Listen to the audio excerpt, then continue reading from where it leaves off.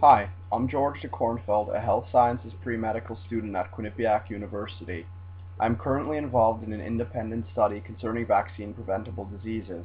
My research mentor is Dr. Lisa Kuchara, a professor of biomedical sciences. In this presentation, I will be discussing the importance of vaccines using the disease diphtheria as an example. Before the presentation begins, it is important to note the following disclaimer. The persons featured in this video portion of this presentation have been formally trained in the use of firearms.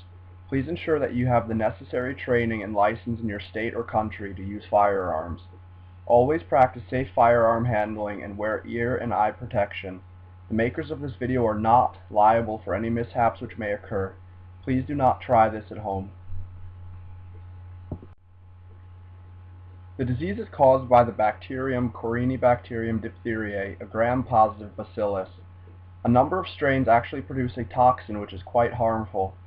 The disease can cause pseudomembranous pharyngitis, skin lesions, and it can ultimately cause myocardial and neural tissue damage.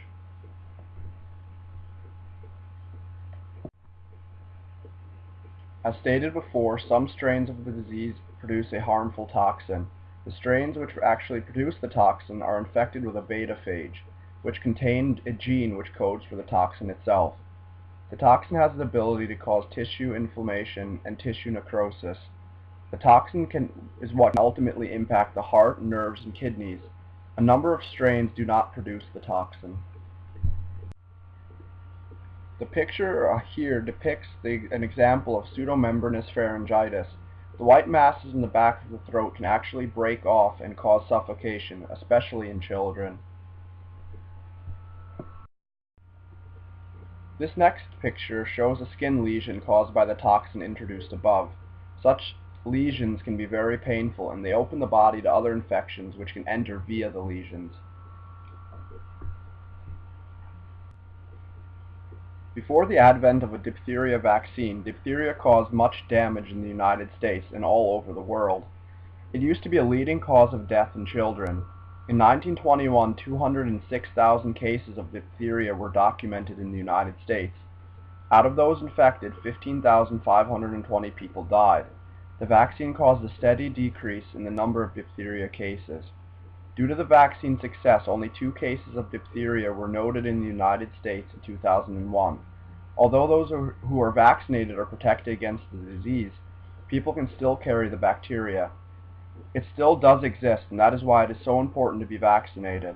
Continuing studies have shown that the elderly, people who were vaccinated long ago, often have a low level of circulating antitoxin. If the levels become too low, they could be susceptible to the disease.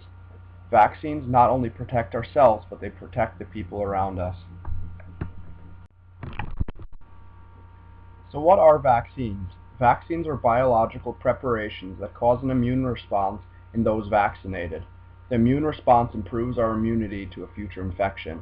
Vaccines often contain a portion of the disease-causing agent, such as a specific protein, or a vaccine contains a weakened or killed form of the disease-causing agent. Due to the weakened or killed state of the organisms, they cannot cause us harm. However, the body mounts an immune response and acquires a memory of the organism. If the actual organism is encountered, the body now has the ability to mount a strong and fast response, which neutralizes the organism before it causes us harm. Vaccines thus prevent future infections. The DTaP vaccine is the vaccine against diphtheria. It is actually a combination of vaccines. The D in DTaP stands for diphtheria, the T stands for tetanus, and the P stands for pertussis. The vaccine is administered in a 5-dose regimen, first at 2 months, then at 4 months, then at 6 months, then between 15 and 18 months, and finally between 4 and 6 years of age. Because the diphtheria bacterium produces the harmful endotoxin, an inactivated form of the toxin is used in the vaccine to prepare the body to face the real thing. The side effects are often very mild and can include a sore arm or a minor fever.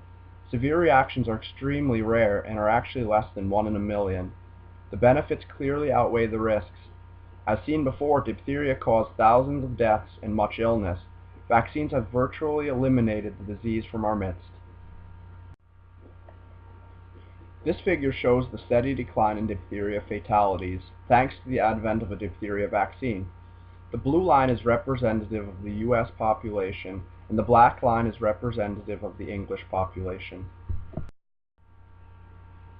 Now let's illustrate the benefits of vaccines. When we do not vaccinate against diphtheria, the body has no immunological memory against it. When we're infected with diphtheria, it takes the body a rather long time to mount a specific strategic strike against the disease. During this time, the bacteria can multiply rapidly and produce the toxin. Unfortunately, the disease can and has won the battle in many cases. When we aren't vaccinated, it can be likened unto throwing a spear at a target which is far away, which is not a very effective form of defense.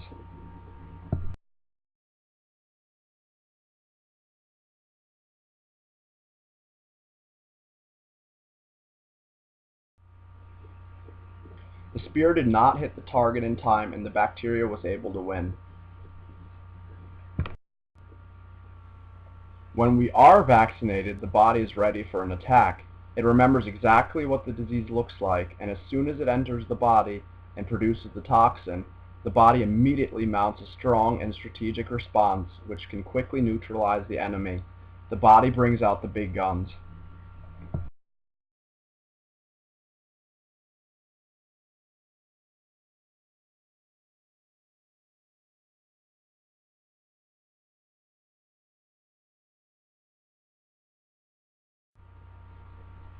Now with the disease in its sights, it's showtime. The disease will not walk away from this encounter with the immune system. Watch what happens to the target, which represents the diphtheria toxoid.